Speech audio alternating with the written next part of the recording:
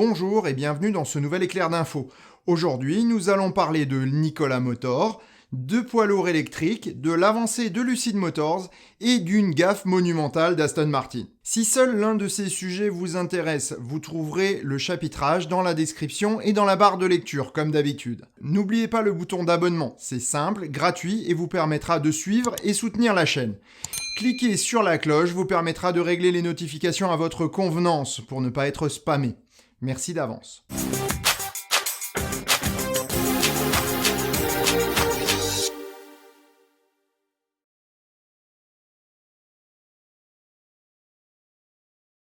Il y a quelques semaines, nous avons parlé des accusations de fraude dans lesquelles se débat Nikola Motors. Je vous mets le lien de la vidéo en description et dans les fiches. À l'époque, la situation de la start-up était grave mais pas désespérée. Une nouvelle direction avait été mise en place pour redresser la barre et reprendre une vraie activité de constructeur automobile. La situation s'est entre-temps passablement dégradée, avec une enquête de la Commission des opérations de bourse américaine qui s'éternise et de nouvelles révélations dégradant encore une fois l'image du constructeur. En effet, l'ancien patron Trevor Milton a été obligé de reconnaître que le design des camions Nikola n'était pas son œuvre, mais avait été acheté à un designer extérieur. Pour ne rien arranger, General Motors annonce maintenant réduire son partenariat avec Nikola au strict minimum, à savoir un échange d'actions potentiel sans obligation contractuelle. Autant dire que l'accord a vécu, même si GM ne veut pas le faire savoir ouvertement. Un tel désaveu risquerait de mettre un terme définitif aux activités de la start-up. General Motors restera fournisseur de Nikola Motors pour les piles à combustible Hydrotech. Décidément, il semble bien que la start-up ait décidé de ne rien créer en interne et on peut se demander où sont passés les soi-disant milliards dépensés en recherche et développement. La fin de l'accord avec GM signe également la fin d'un joli projet, à savoir le pick-up Badger. D'un design original et pourtant très consensuel, le produit était prometteur, même si son mode de propulsion l'aurait rendu très cher à l'usage, ainsi qu'à l'achat. Nikola va donc se concentrer sur la mise en production de son futur semi-remorque, au moment où certains ténors de ce marché annoncent suivre Tesla dans une architecture batterie plutôt qu'hydrogène.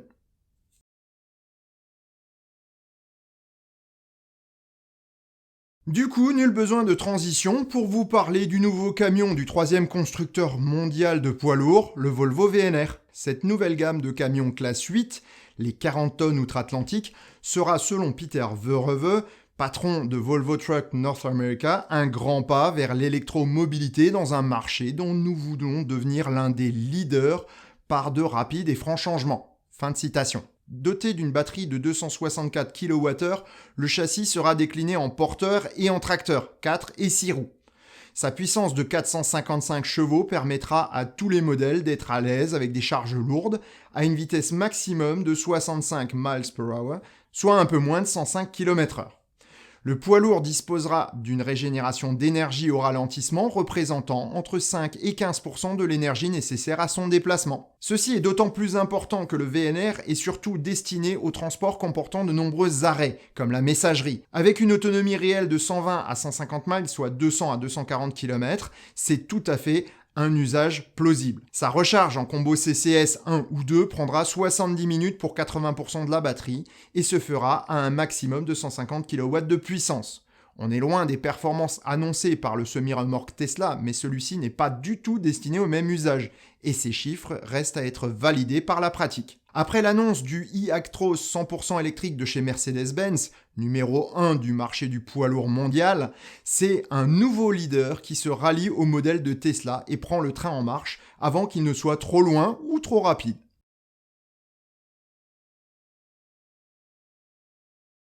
C'est le 1er décembre 2020 que la start-up Lucid Motors annonce la fin de la construction de sa première usine de production à Casa Grande en Arizona. La Lucid Air berline ultra haut de gamme conçue pour concurrencer la Tesla Model S est donc sur de bons rails pour entrer en production au printemps 2021. La nouvelle unité de production permettra la fabrication de 40 000 véhicules par an dès 2021 selon Peter Rawlinson, le patron et directeur technique de Lucid. On espère que le timing sera enfin tenu car la R était tout d'abord annoncée bien avant 2019. S'il est normal de rencontrer des retards à ce stade de développement d'une entreprise, c'est plus surprenant venant de dirigeants ayant déjà fait l'expérience de toutes ces situations dans un contexte quasi identique lorsqu'ils œuvraient chez Tesla. Si l'usine Lucid a pu voir le jour en 1 an seulement, c'est aussi bien grâce aux contacts et travaux préparatoires de Rawlinson alors qu'il était directeur technique de Tesla. Lucid copie d'ailleurs point par point la stratégie Tesla, avec un gros bémol toutefois, l'innovation.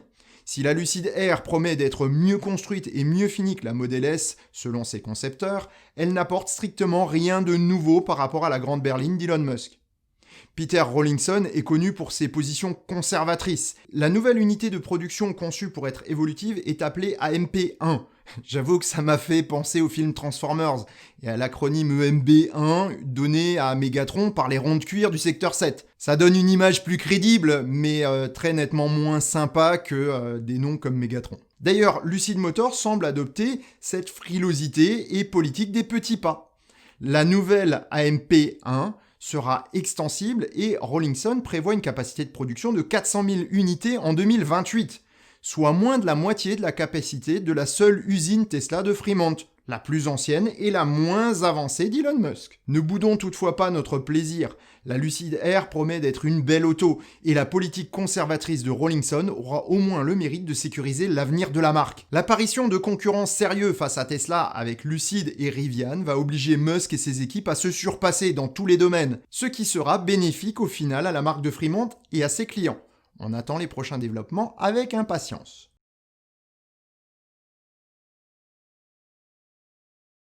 J'ouvre les guillemets. Un rapport annonce que la voiture électrique doit parcourir 80 000 km avant d'être plus écologique qu'une voiture thermique. Tel est en substance le titre d'une communication tonitruante relayée avec bonheur par tous les médias grand public au Royaume-Uni. Le Sunday Times, le Daily Mirror, le Telegraph ou Metro sont des journaux très suivis et relayent bien sûr l'information. Le rapport de cette étude étonnante, dont les chiffres ne correspondent pas du tout à ceux du consensus scientifique, est publié par une société de relations publiques appelée Clarendon Communication. Plusieurs experts reconnus par la communauté scientifique se sont penchés sur les chiffres et ont largement corrigé cette étude qui ressemble plus à de la communication marketing.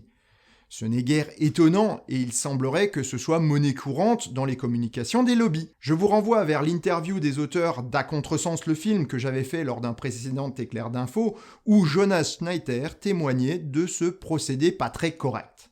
Au final, au Royaume-Uni, le kilométrage correct semble être plutôt de 16 000 miles, soit 25 600 km, avant de voir la voiture électrique prendre le pas sur la thermique en matière de pollution. Là où cela devient intéressant, c'est que Clarendon Communication annonce avoir réalisé cette étude en interne. Michael Liebreich, analyste, consultant et investisseur dans le domaine des technologies du futur, s'est demandé quels étaient donc les experts présents dans cette société de communication pour crédibiliser un tel rapport. Sur le site de l'agence de communication, point de liste de collaborateurs. Rien qui ne donne la moindre idée d'un team de recherche. En revanche, on trouve la liste des clients et partenaires de l'agence. C'est là qu'apparaît pour la première fois le nom d'Aston Martin, aux côtés de Bosch. En continuant ses recherches, Liebreich suit les liens vers les réseaux sociaux et est surpris de découvrir que sur LinkedIn, par exemple, la société n'a pas déclaré de personnel. Étrange. Il se tourne alors vers le registre britannique des sociétés sur Internet, équivalent de notre site société.com, et découvre le nom de la dirigeante et seule employée de l'agence, Rebecca Caroline Stevens. Retenez bien ce nom, on va le retrouver après. Autre fait étrange, Clarendon Communication a été créé en février 2020. Seuls quelques posts ont été déposés sur Twitter et la liste des comptes suivis par le compte de l'entreprise est édifiant, avec toutes les instances politiques conservatrices au Royaume-Uni et aux États-Unis, dont en particulier celui de l'ancien président Trump. Sur LinkedIn, l'agence Clarendon n'a quasiment rien posté non plus, si ce n'est des communications commerciales de ses clients. L'un de ces posts a pourtant fourni bien des réponses à Liebreich sous la forme d'un post d'un des dirigeants d'Aston Martin, du nom de James M. Stevens. Après des rapides recherches, Le registre de la propriété foncière de Sa Majesté britannique révèle le poteau rose. Le siège de l'agence de communication n'est ni plus ni moins que la maison personnelle de James M. Stevens et de son épouse, Rebecca Caroline Stevens. De plus, la maison se nomme Clarendon House. Je vous laisse découvrir l'article de Librache que je vous ai mis dans les liens, car il est édifiant et énonce encore pas mal d'autres faits qui mettent cette affaire en lumière. Par contre, ce qui moi personnellement m'a interpellé, c'est l'implication d'Aston Martin dans un tel scandale. J'avais encore en mémoire la fantastique nouvelle Aston Martin Lagonda, 100% électrique, et le projet de la Rapide E, qui devait sortir sous peu. Qu'est-ce qui a bien pu faire changer la marque de stratégie ? Je me suis intéressé à son propriétaire. Quelle n'a pas été ma surprise de voir que la marque a été reprise fin janvier 2020 par un milliardaire canadien, Lawrence Sheldon Strulovich, plus connu sous le nom de Lawrence Stroll. Passionné de voitures, le magnat de la mode canadien pèserait 27 milliards de dollars. Il rachète le circuit canadien de Mont-Tremblant en 2004 et met son influence politique ainsi que sa fortune au service de son fils Lance pour lui faire gravir les échelons jusqu'à la Formule 1. Pour arriver à cette étape ultime, Lawrence Stroll ne fait pas les choses à moitié et rachète l'écurie Force India en 2018. Esteban Ocon en fait les frais puisqu'il doit céder son volant au fils du nouveau patron. Stroll place parfaitement ses pions pour influencer tous les aspects qui pourraient favoriser la carrière de sa progéniture, en tissant des relations amicales avec Jean Todt ou Bernie Ecclestone par exemple. En 2020, il s'empare de la direction d'Aston Martin et change radicalement la direction prise par le constructeur. Il supprime les projets d'avenir de la marque et les remplace par des investissements en communication ainsi que dans la Formule 1. Racing Point, anciennement Force India, qui est son écurie, va être renommé Aston Martin Racing. S'il n'est pas dénué de talent, Lance Stroll ne parvient toujours pas à s'imposer en Formule 1. En 4 saisons, il n'obtient qu'une seule pole position dans des conditions météorologiques épouvantables mais peu représentatives des conditions normales de course, et 2 podiums. Visiblement, l'argent et l'influence de son père ne suffisent pas à lui assurer la victoire. C'est plutôt rassurant. Pourquoi cette digression sur Lawrence Stroll ? Eh bien, lorsque l'on a affaire à une personne qui travestit son nom, qui s'arrange pour être dans les petits papiers des gens influents et qui place famille et amis à des postes stratégiques ou prestigieux à coups d'argent et de pouvoir, comment peut-on lui faire confiance lorsqu'il finance et promeut une communication telle que celle de Clarendon Communication ? Le pire dans cette affaire, c'est que ce sont les partenaires de cette déplorable affaire qui vont en subir les conséquences en termes d'image et de prestige. Comment pourrait-on encore faire confiance à Aston Martin, mais aussi à Bosch, déjà trempé jusqu'au cou dans le Dieselgate, ou encore à McLaren, ou même Honda, très présent sur le marché britannique ? Encore une fois, on voit que la communication grand public est rarement fiable, et qu'un tout petit contrôle révèle bien vite la réalité des choses. Et sur ces bonnes paroles, je vous dis à bientôt pour un prochain épisode. Pour ceux qui voient cette vidéo dans la semaine de la sortie, vendredi, il y aura un vlog, mais qui sortira à 20h. Au lieu de 18h habituellement. C'est en raison d'un petit live que je ferai juste après pour faire le tirage au sort des cadeaux de la Rose des Vents. Voilà, cette fois-ci, c'est tout et je vous dis ciao.